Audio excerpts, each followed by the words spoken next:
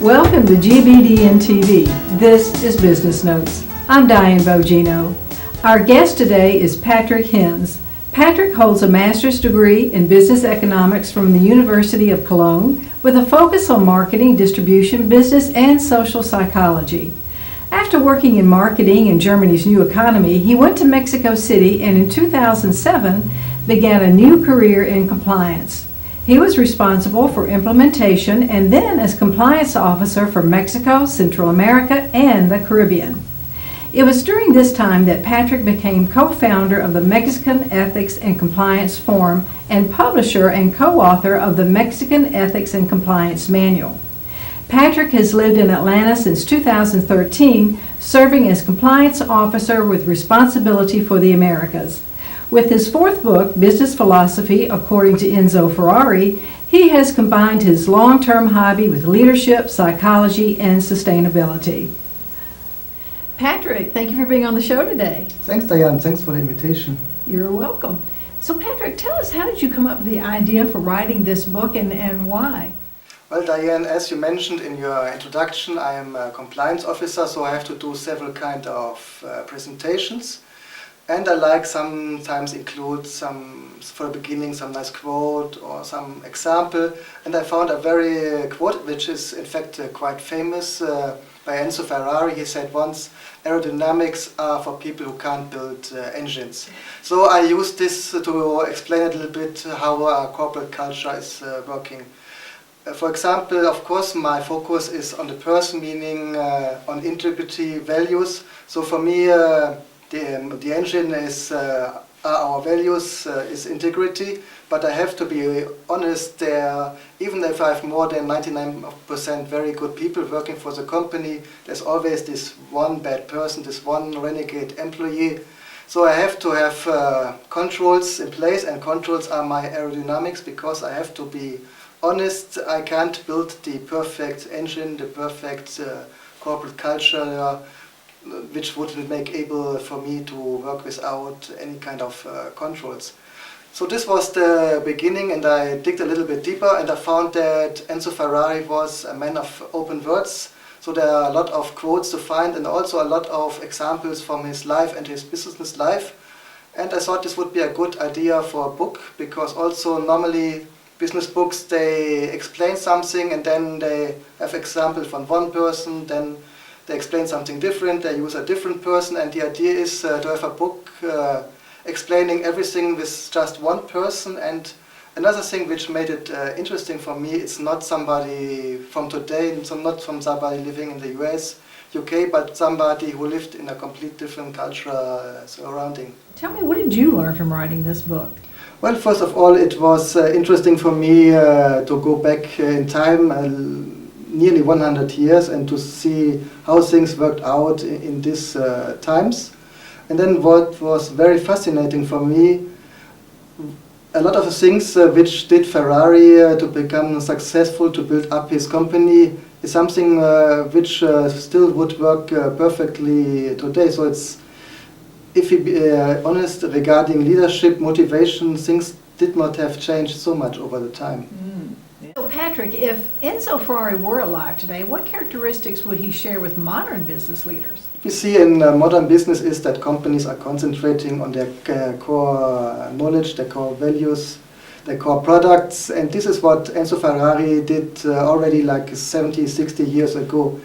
Honestly, the company concentrated on the engine, everything else was outsourced. Even the famous designs, they came from various external companies. The most famous one is maybe Pininfarina, but also a lot of other ones, and also the dealerships, they have been external partners. With this, Ferrari as company could concentrate on the engine and concentrate on the quality of this part. And quality was a very important part in Enzo's life. Quality was a sign of respect which had the employees to him, and also what he showed, a way he showed respect to the employees. So, some other famous quote is, what we do here is elite work, and this reflects very good his philosophy, I think. And not just internal respect, it's also the way Enzo Ferrari as business leader respects his clients with delivering quality output. Uh-huh. So this focus, I think, was very important. And another thing which is very interesting is his flexibility. He had, you could say, he had two different kind of companies. He was the leader of the racing department, the Scuderia, and on the other hand, he was the leader of the manufacturer.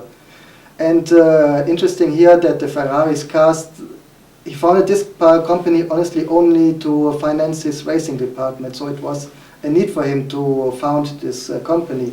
Right. But nevertheless, these are two very different companies and with different kind of employees with completely different characters, different needs, and he managed perfectly to lead both groups. That's right, because he actually started out as a race car driver and he was an engineer, so that's why he was able to do that. Yeah, and he never had a big formal education, nor for engineering, nor for business economics. My goodness.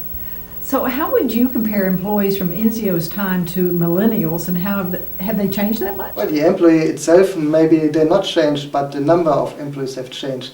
In Enzo's time, it was a need to have a job to get paid. And this you can maybe see until end of the 80s, where, especially in the 80s, where we had these movies like Wall Street, we had Miami Vice on TV, where everything was about money and showing money. But this now have changed, and people who are entering now in the companies, our actual workforce, is what we call the millennials. They, thanks to their family background, they can maybe live with 1 year or half a year without work. So if they not like it, they not really need to earn the money from day to day. So this is why, and maybe you know the Maslow's pyramid, they not really just need the job for earning money to survive, but also they want to satisfy their social needs. That's why they're more independent, and they really think about where they work, in which company. It's not only the money, it's about their social values, it's about the vision of the company. So this is what we call the millennials. If we go back to Enzo's time, he dealt with these people because they're very similar, for example, as a race driver. A race driver is not in the job because of the money.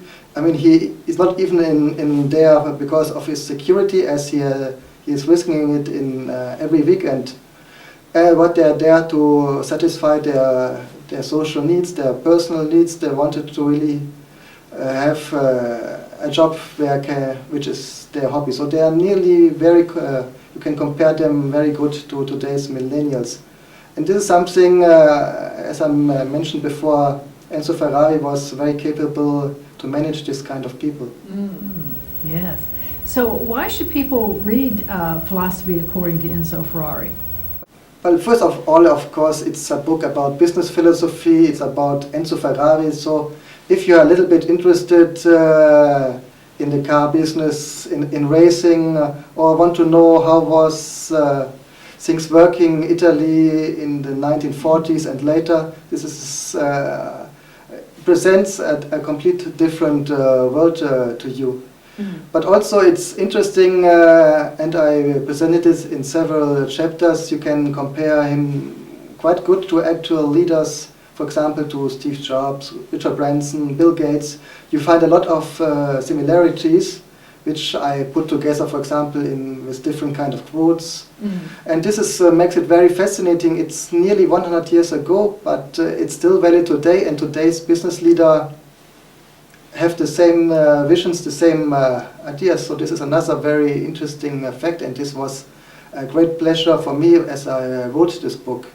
And another important thing for me, you can see that as a business leader, to be successful, you don't have to share yourself. You can still continue on your personal values, with your personal integrity. You don't have to sacrifice these things. And Patrick, people can get your book on Amazon? Yeah, on Amazon here in the US and nearly all over the world, and on other affiliates, for example, as Barnes and Nobles, and several other ones. Okay, and are you available to speak on this topic in the book?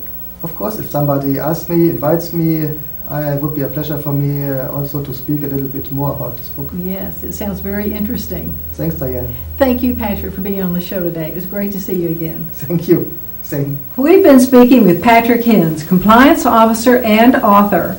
Thank you for joining us on GBDN TV and Business Notes. I'm Diane Bogino, bringing you business ideas you can bank on.